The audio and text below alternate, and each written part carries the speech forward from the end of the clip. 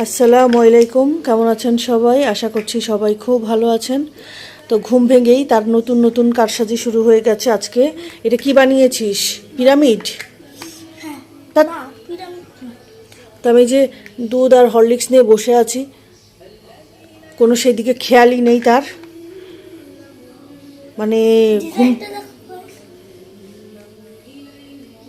ইস, কত বড় মাতবর! এটাকে ভেঙে এখন অন্য কিছু বানাবে। কলিজার বাচ্চা, একটা দুষ্টু বাচ্চা। কেন আরো আছে? সেগুলো সেগুলো কোথায়? আরো এক ব্যাগ আছে যে, ধরো। হ্যাঁ, একটা ঘর বানিয়েছি আমি আর সে মিলে শেষমেশ। কাজ করছিলাম তো মনে পড়লো দুষ্টুটাকে পড়তে বসিয়ে দেই। ফাঁকিবাজ বেবিটা আমার মাশাল্লাহ, আবার পড়তে বসতে বললে খুব সুন্দর বসে, কিন্তু ফাঁকি মেরে যতক্ষণ থাকা যায় না। লিখো।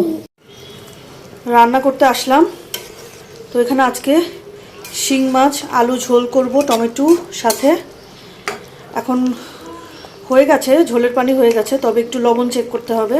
এটা ইফতার শেষ হলে তারপরে আমি আবার চেক করব।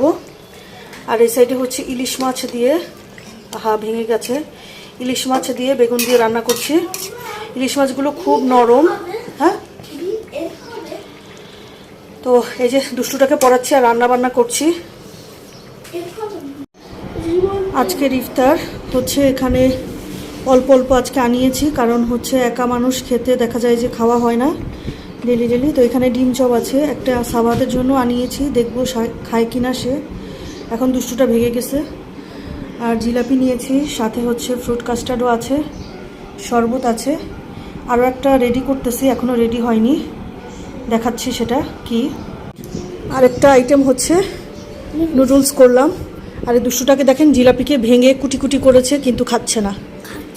কি খাচ্ছিস দেখি? ঘুরে ফিরে বেড়াচ্ছিস। আর নুডলসটা দিলাম, সে বললো পরে খাবে, এখন না। কত বড় একটা দুষ্টু! কি খেয়েছিস তুই? কাস্টার্ড অল্প একটু খেয়েছিস। কত কিছু যে খাইছে উনি।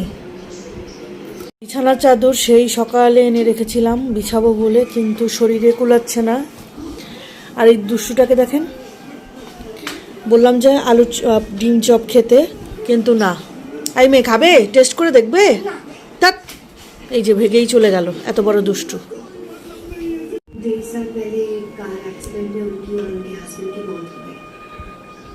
এখন মনোযোগ দিয়ে টিভি দেখছে দুষ্টুটা। কলিজার বাচ্চা, আমার কলিজার বাচ্চা হইছো তুমি। অনেক পুরুষ মানুষই ভাবে যে রান্না শুধু মেয়েদের কাজ, রান্না করলে আর কোনো কাজ করতে হয় না, তারা শুধু পাকের ঘরে রান্নাই করে। কিন্তু ক্লিনিংয়েরও একটা ব্যাপার থাকে রান্নার পরে, সেটাও ঘন্টার পর ঘন্টা নিয়ে করতে হয়। কি একটা অবস্থা বেটা মানুষদের কথা চিন্তা করলেই। এশার আর তারাবির নামাজের পরে ঝোলগুলোকে একটু লবণ ঠিকঠাক আছে কিনা চেক করে টানিয়ে নিলাম ঝোলটা। তো হয়ে গেছে শিং মাছের আলুর ঝোল। আর এখানে হচ্ছে বেগুন দিয়ে ইলিশ মাছ করেছে। আর সাথে তো অবশ্যই হচ্ছে আছে ডিম ভর্তা। ডিমটা এমনি সেদ্ধ খেতে ইচ্ছে করে না, তো প্রতিদিন এই জন্য একটু সেদ্ধ করে ভর্তা করে নেই, খেতে খুব ভালো লাগে। ভর্তাও খাওয়া হয় আর ডিমটাও খাওয়া হয়। তো এই হচ্ছে আজকের মতো আমাদের মামের বাঙালি খাবার দাবার রাতের। এখন আবার কালকের চিন্তা করতে হবে, কালকে আবার কি রান্না করব সেই টেনশন। তো আজকের ভিডিও এ পর্যন্ত। সবাই ভালো থাকবেন, আমাদের জন্য একটু দোয়া করবেন। আল্লাহ হাফেজ।